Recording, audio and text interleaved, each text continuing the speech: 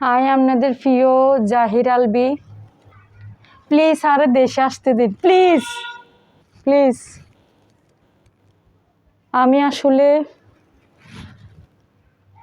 আমার বউকে অনেক ভালোবাসি,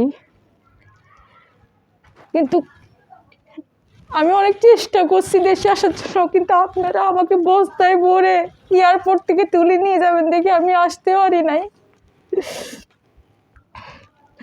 আমার সাথে তিথির কোনো সম্পর্কই নাই। আমাকে একটা পছন্দ করে না, ডিভোর্স দিতে চাইতেছিল।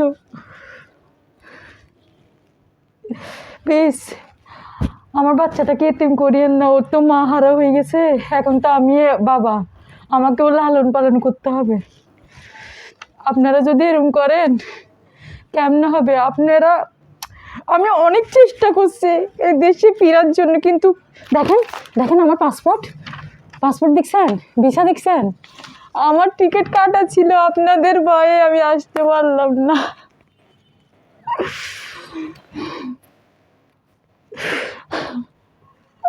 আমি শেষ পর্যন্ত আমার ইকরাকেও দেখতে পারলাম না। সোদানির ছেলে।